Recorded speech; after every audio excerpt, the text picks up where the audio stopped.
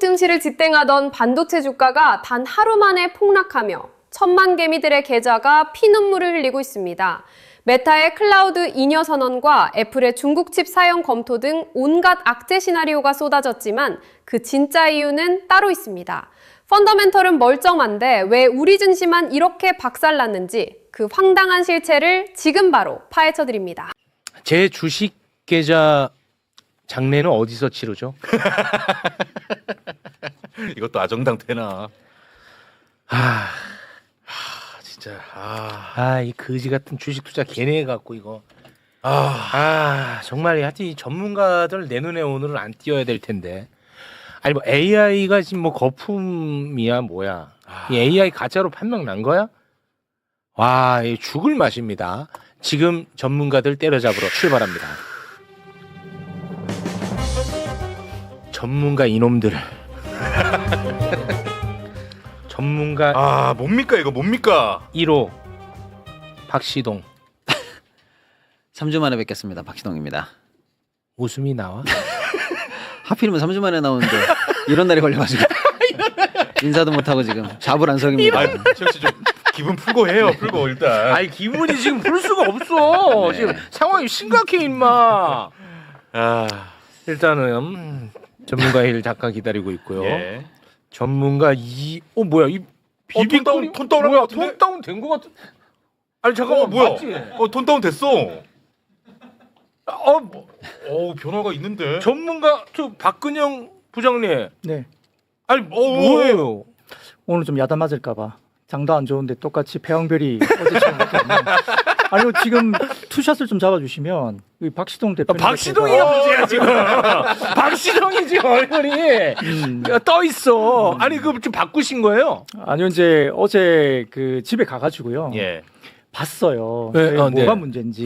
네. 어제 제가 방송을 따로 하는 게 있는데 네. 거기 찾아오신 분들은 조명이 문제다고 댓글이 다 달렸는데요. 네. 집에 혹시 몰라서 갔더니요. 네. 그 바르던 선크림이 네. 톤업 선크림으로 돼 있더라고요. 고봐. 네, 제가 원래 마일드 제품을 쓰거든요. 네. 근데 이제 그게 바깥쪽에 이제 케이스가 녹색 제품인데 집사람이 똑같은 녹색인 줄 알고 그걸 산 거예요. 톤업을 산 거예요. 색약이네 또 부인님이. 색약이야 네. 색약. 그래가지고 이제 제가 모르고 그걸 근데 새 걸 내줘서 발랐어요. 그러니까 어제 이제 그 사단이 났는데 그래서 이제 하도 이제 논란이 되고 되고 보니까 댓글을 봤어요. 그랬더니 이제 어떤 댓글이 눈에 들어오는데 그래 좋아 100번 양보해서 박근영 부장 그거 다 쓸 때까지는 참자. 근데요, 저희 집사람이 1+1이라고 한 10몇 개 사더라고요. 그래서, 야, 이거 어떻게 하냐. 뭐 써야지 어떻게 합니까? 근데 바뀐 것 같아서 제가 여쭤본 건데 아니었어요? 오늘 안 발랐죠, 그거. 안 발랐어. 지금 아주 여론이 너무 좋습니다. 예. 어떻게 그렇게 네. 대중들하고 소통하느냐 너무 유연한 모습 좋다. 바로 반영한다. 진짜 훌륭하시다. 지금 난리 났습니다. 네. 시장을 유연하게 대응을 해야 되니까. 와. 그 마침 또 우리 대표님께서 또 바르고 나오셨네. 네. 박시동 평론가님이 이 너무 지금 톤업이야. 톤 다운으로 가야 돼요. 아니 너무 본인 피부랑 안 맞아요. 그런가요? 네. 제가 사실 이제 근데 이런 얘기가 의미가 있을까요? 맞아. 이런 얘기를 왜 5분째 하고 있는 거야 지금? 이게 제가 진짜 연예인이 아니거든요. 알겠습니다. 근데 이제 네. 수염이 좀 많아요. 수염이 그래서 많아서. 아침에 면도를 하고 나와도 오후 방송 되면 수염이 올라가지고 네. 좀 전에 화장실 가가지고 급하게 뭐 좀 찍어 발랐죠. 찍어 발랐습니다. 그래서 알겠습니다. 또 뭐 당분간 제품이 너무 많은 관계로 네. 좀 바르고 나올 수도 좀 있으니까 이해해 알겠습니다. 주시죠. 자, 웃음은 여기까지였습니다. 오늘 주식 혹시 뭐 그 코스피 잠깐만 올려줄 수 있는 자료가 있나요? 7,648.09. 와. 어제에 비해서 7.8%. 지금은 어때요? 지금은? 네, 저겁니다. 저거예요? 저게 마감이에요. 아니 뭘 하루에 8% 떨어지면 뭐 어떡하자는 거야? 불났어? 네.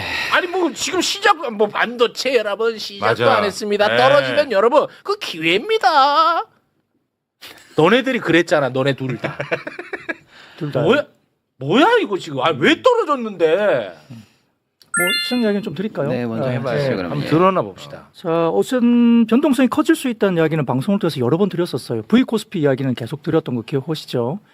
그래서 저희가 V코스피가 95까지 올라왔으니까 한 달 새에 25%가 지수가 왔다 갔다 할 수 있다. 그런 변동성 커질 수 있다.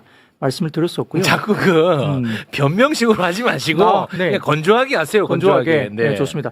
이제 오늘 빠진 거는 첫 번째 이제 메타가 본인들이 클라우드 사업을 진출하겠다 이야기 나온 겁니다. 페북이요? 예, 네, 메타, 페북 메타. 예, 네. 페북 메타. 네. 걔네들은 이제 AI 사업을 해야 되는데 어. 컴퓨팅을 갑자기 바깥쪽으로 빌려주려고 이렇게 되는 거죠. AI 투자를 계속해서 본인들도 AI 사업도 하고 투자를 계속하는 걸로 시장을 생각했을 텐데 갑자기 컴퓨팅 파워가 남아도나? 클라우드 사업을 갑자기 한다고 그러네? 라고 하니까 이건 메모리 쪽이 좀 이상하다. 라게 된 거예요. 그러니까 메타의 클라우드 사업 진출 선언이 이제 메모리 공급의 과잉, 캐펙스의 과잉 이것에 대한 우려를 촉발했다라는 게 첫 번째 이유입니다. 그 클라우드 사업이라는 게 뭐예요? 그 우리 알고 있는 알파벳이나 이런 회사들이 있잖아요. 예. 그런 회사들이 이제 기업들이 이제 어디다 갖다 놓고 거기다가 갖다 쓰는 우리가 이제 가지고 있지 않고 바깥쪽에다 갖다 쓰고 또 내려오기도 하고 거기에 저장하기도 하고 왔다 갔다 하는 거 있지 않습니까? 그런 클라우드 사업을 하는 거죠. 온라인 창고 같은 거요? 그런 거죠. 예. 그러니까 쉽게 말하면 그런데 어떤 메타가 AI나 이런 것들을 위해서 데이터 센터를 짓고 메모리를 많이 사가지고 막 투자도 하고 그러는데 갑자기 이제 본인들이 이제 좀 남아도는지 갑자기 우리가 클라우드 사업을 하겠다 이렇게 되는 거죠. 예를 들면 스페이스X가 우주항공 회사잖아요. 근데 남아도는 컴퓨팅 파워를 엔트로피게 빌려준 계약을 또 하기도 합니다. 예, 그런 것들이 있다 보니까 뭐 스페이스X는 그렇다 치고 본인들의 XAI가 워낙 AI가 너무 약하니까 본인들 사업을 하기는 좀 경쟁력이 없다. 또 메타가 갑자기 이런다고 그러니까 이제 뭔가 남아도는 건가? 라고 생각하게 되는 그렇게 거죠. 생각한다고 시장은. 네. 첫 번째는 그랬고요. 두 번째는 지난번에 애플이 중국 제품 쓰려고 이제 로비했다 말들이 나왔잖아요. 근데 어제 좀 구체적인 이야기가 CXMT나 그다음에 YMTC라는 중국 업체하고 칩과 관련해서 조달 관련된 협의를 하고 있다는 기사가 또 나왔어요. 또 나왔어요? 네. 그 정리된 거 아니에요? 시장에서는 그게 좀 가능성이 그렇게 높지 않다는 이야기를 하고 있지만 아무튼 또 이제 그게 반복적으로 나오다 보니까 부정적인 분위기에서 그것도 좀 찬물을 끼얹었다 볼 수 있는 상황이고요. 그 세 번째는 지금 제가 9번 표를 하나 보여주시면 한국의 반도체 수출 단가 문제인데 이 표에서 오른쪽을 보세요. 지난번에 제가 이 비슷한 표를 보여드렸을 때 최욱 앵커께서 야 뭐 반도체가 뭐 고물이냐 중량 달아갖고 가격 이야기하나 그렇게 말씀드렸잖아요. 네, 맞습니다. 표를 좀 다시 한번 좀 띄워주시면 오른쪽 보세요. 네. 살짝 끝이 어떻습니까? 살짝 밑으로 내려와 네, 있어요. 살짝 꺾이잖아요. 네. 그러니까 잘 나가다가 갑자기 6월 말에 이 지표가 꺾이네. 야 이거 이제 고점 찍은 거야? 이런 생각들을 이제 순간적으로 했겠죠. 예, 그런 것도 있고요. 그다음에 오픈 AI가 출원 관련된 그 효용성을 위해서 기존 비용 대비 50% 정도의 비용으로 할 수 있는 뭔가를 또 개발하고 있다. 이렇게 나오다 보니까 가격을 그러면 낮추겠네. 그리고 지난번에 제가 토큰 이코노믹스, 그러니까 네. 비싼 그러니까 네. 프론티어 모델을 쓰지 않고 저가로 내려갈 수 있는 그런 상황으로 가나? 네네. 그러면 투자가 좀 덜 돼도 되네. 네. 이런 것들이 복합적으로 한 서너 개가 한 번에 터진 거예요. 근데 뭐 매우 결정적 이유는 저는 없는 것 같은데 말씀 들어봐도. 뭐 정리를 잘 해주신 말씀 같고요. 근데 일단은 이 미국장 흐름이에요. 오늘은요. 그래서 미국장이 밤 사이에 네. 장이 나빴나? 아니에요. 멀쩡했어요. 네, 아 그 정도는 미국장은 괜찮았어요. 장은 멀쩡했어요. 지수는 네. 괜찮았는데 네. 딱 하나 반도체만 빠졌어요. 반도체만 빠졌어요? 예. 그러니까 반도체만 왜 빠진 거야? 네. 시장이 뭐 금리가 뭐 무슨 충격을 줬어, 전쟁이 났어, 뭐 뭔 일이 났어, 아무 일 없어요. 네. 반도체만 떨어졌어요. 쉽게 말씀드리면 네. 반도체 떨어진 이유는 뭐야? 방금 이제 부장님 말씀해주신 이 여러 요인들이 복합적으로 작용했는데 다 생각해 보시죠. 그 여러 스토리의 끝이 다 종착점이 반도체예요. 예를 들어서 메타가 지금 남는 컴퓨팅 파워를 남한테 잠깐 빌려주겠다는 거잖아요. 네. 메타는 큰 회사잖아요. 네. 그러니까 돈이 많아서 남들보다 먼저 데이터 센터도 지을 수 있고 투자도 할 수 있는 회사인데 그걸 최대한 투자를 통해서 뭘 만들어 놓고 너네들 AI 빨리빨리 해 할 줄 알았더니 그거 좀 남는 창고가 있어 온라인 창고 그거 좀 누구 좀 빌려줄게라고 말을 했다는 거잖아요. 네. 이렇게. 근데 그러면서 이 단어를 썼어요. 잉여라는 단어. 단어를 썼어요. 잉여 컴퓨팅 파워를 임대한다. 그러니까 잉여라는 단어가 삽시간에 퍼지면서 어떤 인상을 주나요? 그동안 투자했던 거 데이터 센터 뭐 칩 어쩌고 저쩌고 남아? 왜? 늘 모자라다고 했잖아. 네. 근데 그 잉여라는 단어가 주는 그 파괴력이 삽시간에 이런 스토리 반도체가 남나봐 확보해놨던 것도 다 못 굴리나봐라고 하는 시나리오를 자극했어요. 네네네. 근데 이제 그러니까 메타는 주식이 올랐어요. 10% 올랐습니다. 왜? 너 돈 못 벌고 맨날 투자한다 그러더니 남는 창고 이제 임대하면은 돈 잘 벌겠네. 네네네. 벌어가면서 또 투자할 수 있으니까 너는 괜찮지라고 해서 그 메타한테는 호재로 작용했는데 메타는 올랐고요. 네. 네. 쉽게 말하면 이제 메타 같은 회사들도 잉여를 얘기하니 다른 회사들도 계속 뭐 물량 계속 확보하고 반도체 계속 확보해야 되지 않지 않을까? 그래서 이 시나리오의 메타의 시나리오의 끝은 반도체가 그렇게 쇼티지가 심한 건 아닌가? 이런 어떤 의문을 제기하게 한 거고요. 아까 말씀드린 것처럼 애플도 뭐 5년 창신 메모리한테 좀 반도체 좀 얻어볼까요?라고 미국 당국에 지금 노크를 하고 있다는 시나리오는 말씀 한번 드렸었잖아요. 네, 맞습니다. 근데 이번에 하나 더 나와가지고 양쯔 메모리까지도 저희가 노크를 하고 있다 이런 얘기가 지금 나오는 거예요. 네. 근데 이 시나리오는 현실화되긴 좀 어려울 수도 있어요. 예. 미국 당국의 허가도 받아야 되고 중국 당국의 허가도 받아야 되고 그렇죠. 그다음에 중국 메모리가 진짜로 중국도 부족하거든요. 네, 물량도 있어야 되고. 물량도 부족해야 되고 그리고 중국이 물량을 준다 하더라도 가격도 싸야 되고. 가격이 안 싸요. 그러니까. 10%밖에 안 쌉니다. 네. 10%도 안 될 수도 있어요. 예. 네. 그러니까 이게 뭔 도움이 되겠어라고 네. 해서 현실적으로 별로 중요하지 않은 건데 창신에다가 이번엔 양쯔 메모리까지 또 태핑을 하고 있다는 얘기가 나오니까 혹시 애플이 지속적으로 미국에 노크하고 있는 거 아니야? 라고 해서 요만큼이라도 바늘구멍이 열리면 삼성, 하이닉스, 마이크론이 독점하고 있는 이 영역에서 중국이 그래도 한 자리 차지하게 되면 쇼티지가 조금 완화되는 거 아니야? 라고 하니까 이것도 반도체를 겨냥한 시나리오잖아요. 그렇습니다. 예, 그다음에 방금 말씀 주신 것처럼 오픈 AI도 야 우리가 왜 이 기술 자꾸 개발하려고 하냐면 반도체가 부족하니까 GPU가 부족하니까 이 안에서 효율을 최대한 높여야 돼. 그러니까 우리가 어떻게 해보니까 50% 정도 비용을 절감해도 똑같은 추론이 나올 수 있는 기술을 개발한 것 같아 라는 얘기가 흘러나오는 거예요. 근거가 뭐야? 아무도 몰라요. 없을 수도 있어요. 그런데 일단 그 얘기를 흘려. 자 그런데 이 얘기의 끝은 또 뭐예요? 그만큼 GPU 반도체를 덜 사도 될지도 몰라 네. 라는 시나리오를 향하고 있잖아요. 그러니까 네. 이 모든 시나리오의 끝이 각 모든 회사한테는 장점일 수 있어요. 애플도 지금 가격 계속 올려야 되는데 중국 반도체 그래도 조금 얻어주면 좀 내릴 수 있는 거고 네, 그렇죠. 메타도 남는 시설 돌려서 수익도 좀 받을 수 있는 거고 오픈 AI도 저희 비용 절감했어요. 좋은 얘기예요. 근데 그 모든 시나리오의 끝이 반도체는 덜 필요하겠네라는 상상의 시나리오로 모이기 때문에 그렇죠. 다 멀쩡해도 이참에 뺀다면 반도체부터 빼자라는 투심이 작용이 된 거예요. 그런데 하필이면 반도체를 먼저 빼야 되냐면 제일 많이 올랐어요. 우리나라에서도 오늘 제가 쭉 보니까 연초 대비 어지간한 반도체 모든 종목은 다 100에서 많은 건 600%까지 올랐어요. 미국도 마찬가지예요. 그러니까 어딘가 빼야 된다. 혹시 이 시나리오에 뭔가 이상이 생기면 먼저 빼야 된다는 건 다 반도체예요. 예. 일단 그런 심리가 작용이 됐고 미국 시장에 특화된 사유가 하나 더 있는데 그 일론 머스크의 그 우주 회사 스페이스X가 얼마 전에 상장이 됐잖아요. 예. 근데 이제 그 회사가 나스닥 100에 편입이 돼요. 그 지수에. 그러면 그 지수를 쫓아가는 ETF는 또 그 종목을 사서 그 지수를 복제해야 되잖아요. 그렇죠. 그래서 그 복제할 수 있으려면 그 지수를 편입할 종목을 살려면 돈이 있어야 사잖아요. 그 각종 ETF 운영하는 입장에서는. 예. 그래서 그 돈을 마련해야 되는 D-Day가 내일 새벽이에요. 미국장이 곧 시장이거든요. 그러면 또 많이 오른 걸 팔아야 되네. 그렇죠. 그러니까 현금을 팔고 그러니까 팔고 현금을 준비해야 될 용처가 있어요. 그러니까 어차피 돈 좀 빼볼까? 반도체 관련해서 노이즈가 있어. 안 그래도 차익이 많아?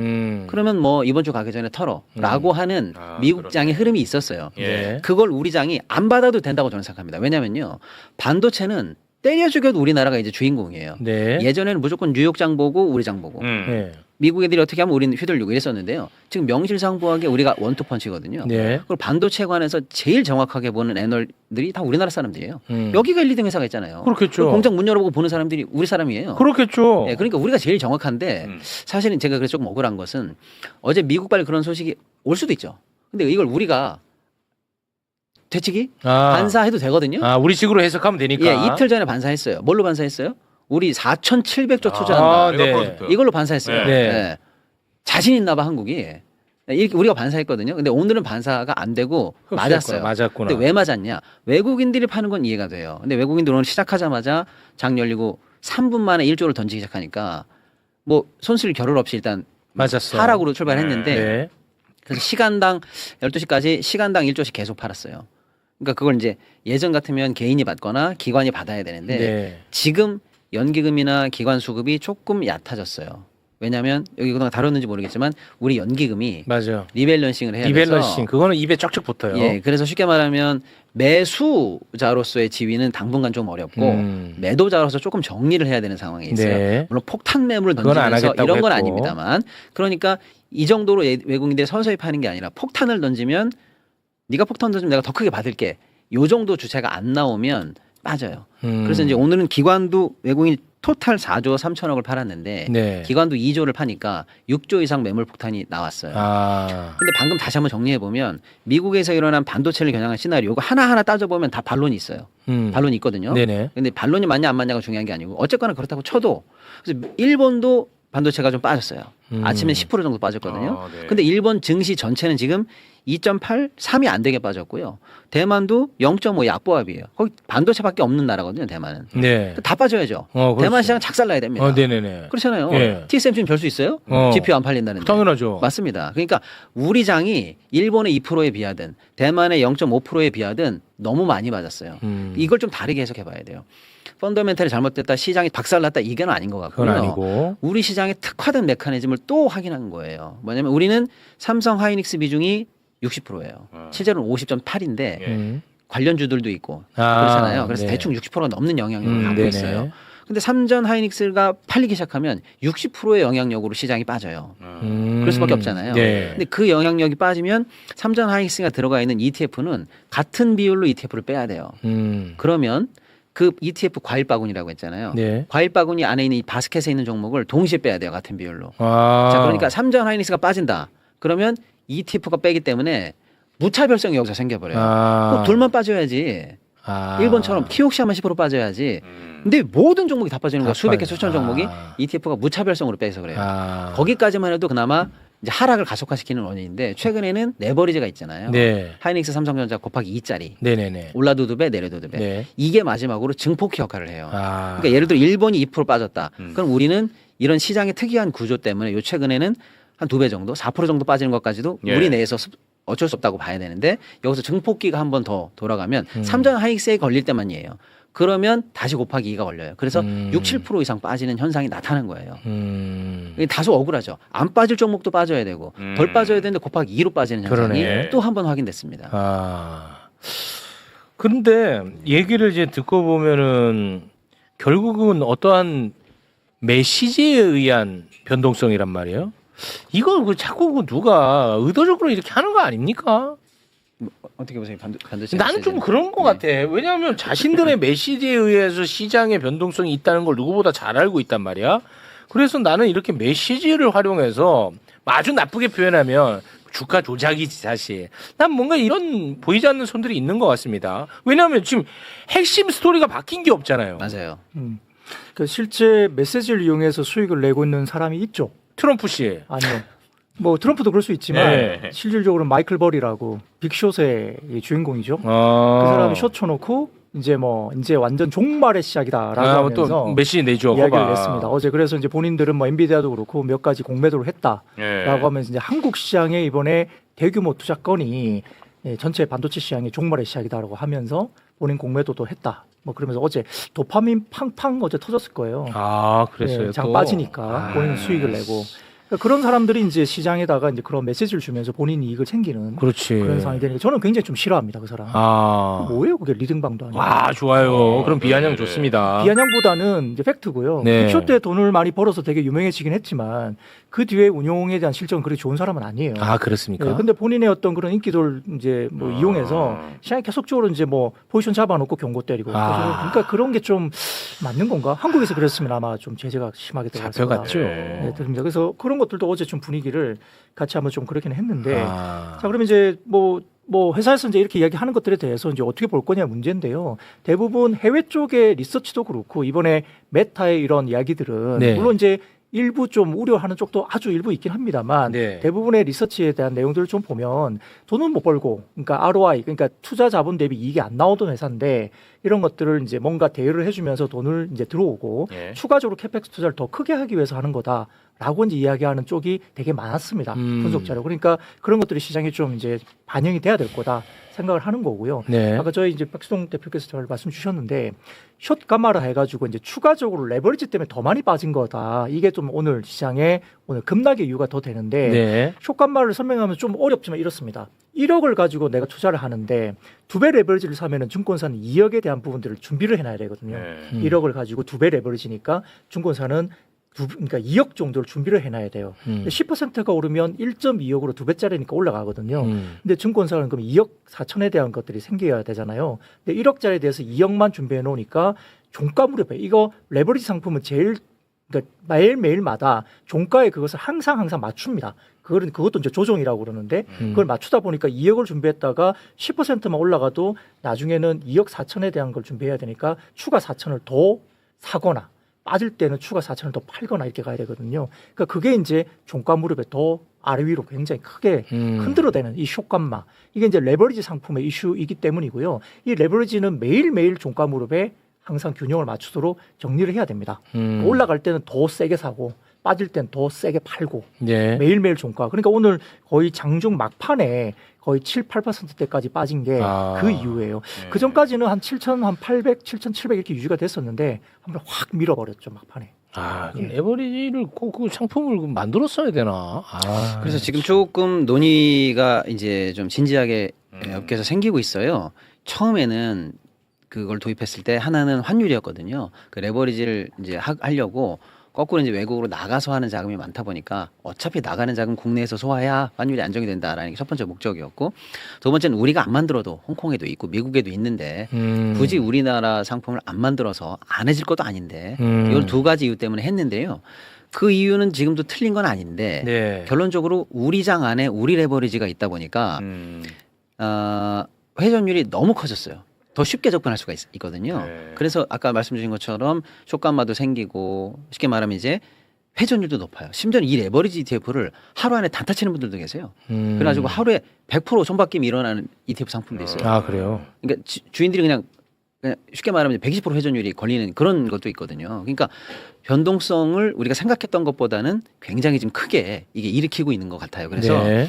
다소 좀 어렵게 하자라는 논의는 지금 진지하게 일어났어요. 예를 들어 지금 1,000만 원이면 할 수 있거든요. 증거금이, 예탁금이. 이것도 한 예를 들면 뭐 억 단위로 올려야 되는 거 아니냐. 교육도 좀 까다롭게 해야 되는 거 아니냐. 이런 얘기도 있고. 그래서 추가적으로 시장이 이 레버리지 때문에 더 커지는 건, 그러니까 레버리지 시장이 더 커지는 건 좀 막아야 된다라는 얘기가 좀 힘을 얻고 있고요. 그거 가지고 되겠어. 이미 나온 상품도 큰데. 라고 해서 지금 있는 상품을 아예 없애야 된다라는 얘기도 일각에서 조심스럽게 나옵니다. 그럼 어떻게 없애? 있는 걸. 예. 지금 상장돼 있잖아요. 네. 싹 사가지고 폐지시키면 돼요. 환불시키고. 그러니까 상폐까지도 생각해야 된다는 얘기가 나오고 있어요. 있다. 예. 네, 알겠습니다. 근데 또 반면에 그 반도체는 엄청나게 그 수출 많이 되고 있다면서요. 그렇죠. 네, 맞습니다. 그 참 이게 아이러니야. 모르겠어. 모르겠지. 주가는 완전 박살 났는데 반도체 수출은 어마어마하게 됐다고 오늘 또 이게 엄청난 또 큰 뉴스야.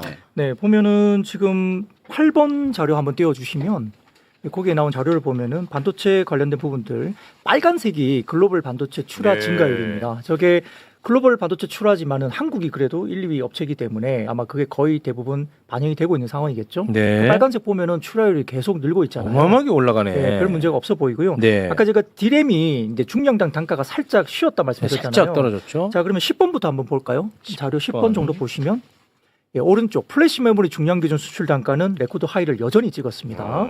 자, 그죠? 괜찮죠? 네. 10번 보면 11번 띄워주세요. 예, MCP라는 것도 있는데 이것도 오른쪽에 보시면 중량 기준 수출 단가가 예, 또 이제 하이죠. 가장 네. 높죠. 네. 그리고 12번 보여주시면 디램 모듈도 디램. 오른쪽 보시면은 모듈 중량 기준 단가도 최고치입니다. 예. 그러니까 이제 아까 말씀드렸던 디램 쪽이 살짝 좀 쉰 것 말고는 네. 다른 품목들은 다 지금 최고치잖아요. 그러네요. 예, 그러니까 실제 업황이 꺾였다 보기엔 좀 어렵고요. 자, 그다음에 13번 보여주시면 엔비디아가 모델별 이렇게 쭉 나옵니다. 예를 들어서 뭐 엔비디아 H100, 그다음에 H200, 뭐 B200 쭉 나오잖아요. 뭐 베라 루빈이 어떻고 막 나옵니다. 예. 근데 그 모델들에 따라 탑재해야 되는 용량이 이렇게 나옵니다. 어때 보이세요? 계속적으로 계속 늘죠. 오르죠. 네, 그러니까 기본 탑재량이 저렇게 늘기 때문에 네. 계속적으로 수요는 생길 수밖에 없다라고 보시면 돼요. 그래서 그런 부분들이 결국 꺾이지 않을 거라 보는 거고요. 그렇죠. 자, 19번 볼까요? 19번. 9번. 최근에 이제 AI 그 관련된 토큰 이코노믹스를 이야기를 했지만 저게 이제 뭐냐면 AI 모델별 돈을 쓰는 토큰에 대한 돈을 쓰는 지출 인덱스인데 그게 막 빠르게 치솟다가 갑자기 훅 밀리잖아요. 네. 저게 이제 미국 업체들도 이제 딥시크나 싼 걸 많이 쓰니까 싼 걸 쓴다. 저런 지출 인덱스가 확 밀렸는데 네. 끝쪽 보시면 다시 어떻습니까? 다시 올라가고 올라가죠. 있습니다. 예. 네. 싼 걸로는 안 되겠다는 거예요? 뭐 일부는 이제 싼 걸 쓰겠지만 네. 또 기본적인 프론티어 모델도 좀 잘 지탱을 하고 있는 것 같고요. 그리고 또 지출 인덱스가 보면은 수요가 증가하니까 전체 인덱스가 또 올라가는 모습이 있는 거죠. 네. 재본서의 역설인가 뭐 그렇게 이야기되는데 가격이 싸지면 수요가 늘어난다. 전체는 올라간다는 걸 보여주는 거고 예. 이제 그러다 보니까 이제 좀 이제 안정을 찾을 수 있는 거고요. 그 다음에 지금 17번 볼까요? 네. 17번 보면 AI 분야 흐름인데 저 보시면 어떻습니까? AI를 적용한 업체들의 비율이 기하급수로 확 늘고 있습니다. 계속 우상향되고 있죠. 그런 모습을 보여주고 있는 것도 이게 뭐라고요? 17번. AI를 적용하는 어떤 기업들의 AI를 적용하는 기업들이 많이 늘어나니까 브랜드, 또 예. 역시 반도체가 많이 늘어나겠군요. 네네네 그럴 수밖에 네. 없겠죠. 그리고 16번 보여드리면 이거는 이제 아까 말씀드렸던 16번입니다. 16번. 16. 18번입니다. 18번. 8번 본인이 잘못해놓고 짜증 냈고. 죄송합니다. 네. 좀 짜증스러웠나요? 본인이 잘못하고 우리 제작진한테 짜증내는. 진짜 안 넘어가. 굉장히 독특한 분입니다. 네. 18번 보면은 이게 월별 가격인데 뭐 렌탈 가격입니다. 예를 들어서 뭐 엔비디아의 H100, B200 이런 것들이 있을 거잖아요. 네. 아주 오래된 뭐 A100, 뭐 B200 이런 것들이 쭉 나열이 있는데 대부분 다 계속 올라가는 모습을 보이고 있고요. 네. 오래된 모델들도 빠지지 않고 다시 올라가는. 확 떴다가 좀 오래된 모델들은 빠질 수 있는데 네. 보시면 빠졌다 다시 올라가잖아요. 그러니까 오래된 모델들 신모델이야 당연히 비싸겠지만 네. 오래된 모델도 올라가는 모습을 보이니까 이 정도 업황이라면 지금 꺾였다 볼 수 있나 이런 생각을 할 수 있고 그렇습니다. 그다음에 이제 저희가 보면 저가 모델로 볼 수 있는 딥시크라는 아까 말씀드렸잖아요. 네, 거기가 오늘 기사가 나왔는데 너무너무 싸다 말씀드려서 이제 네. 많이 한다고 그랬잖아요. 근데 딥시크가 이번 7월부터 주요 시간대, 메인 시간대는 가격을 2배로 올리겠다 나섰습니다.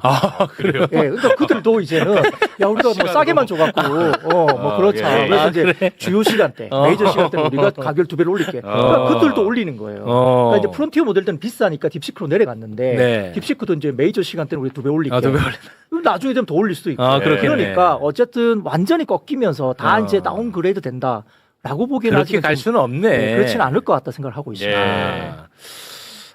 이 계좌는 박살났는데 이렇게 또 한번 위로받는 내가 버텨봐. 또, 살아가는 힘이 됩니다. 네. 그래도 뭐 내일 빠지면 또 네가 어제 그랬잖아 뭐 또 이렇게 잖아.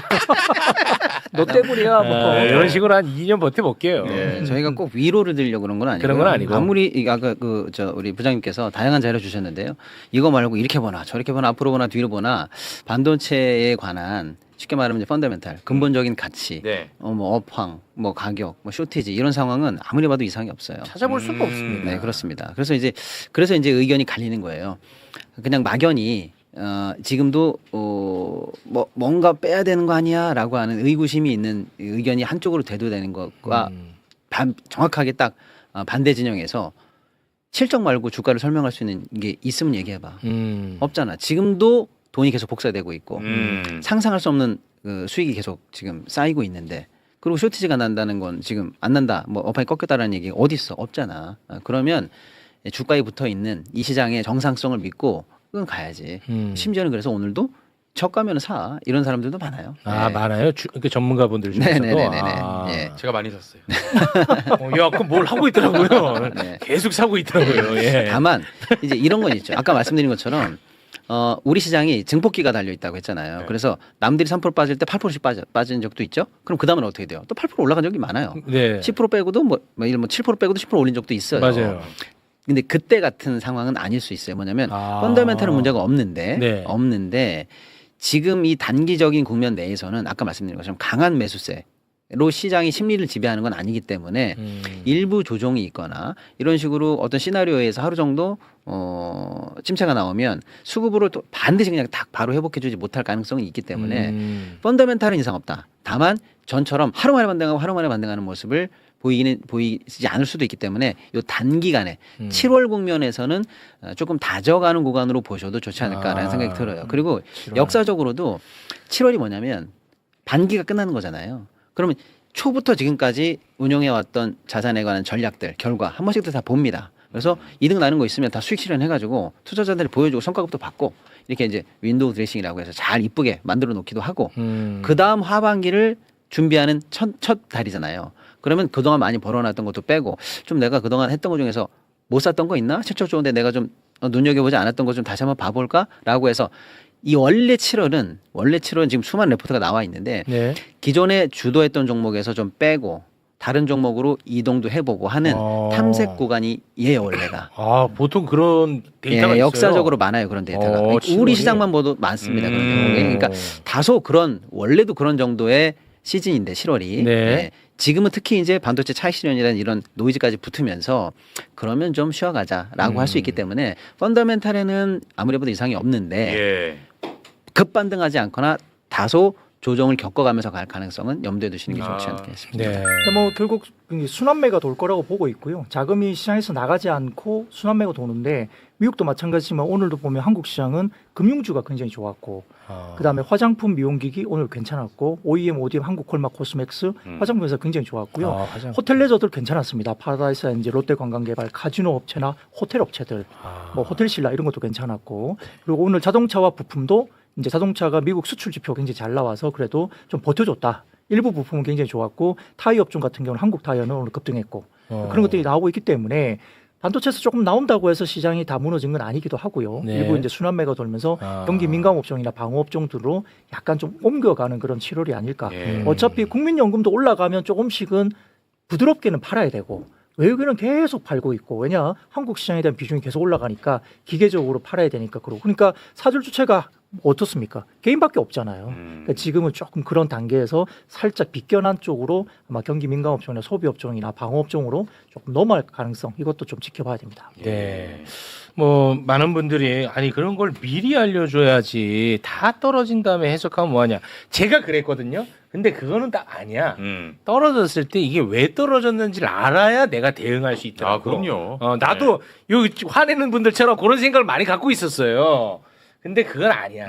떨어질 때 왜 떨어졌는지 알아야 내가 대응이 가능해. 아, 그렇습니다. 알겠습니다. 그러면은 일단은 스토리 바뀐 거 없죠? 바뀐 건 없습니다. 네. 근데 다만 변동성이 세지고 뭐 다소 조정 국면이 있을 수 있기 때문에 각자 시나리오는 좀 가져가실 필요가 있죠. 각자의 시나리오가 컨셉이 있어야겠구만. 예를 들어서 삼성전자를 뭐 6천만 원 갔던 삼성전자를 나는 10만 원대부터 들고 있었는데 이런 분들이 30만 원선 깨진다고 팔 이유가 있어요? 없겠죠. 버틸 수 있잖아요. 네. 근데 하필이면 초보자가 나는 37만 원에 들어갔어.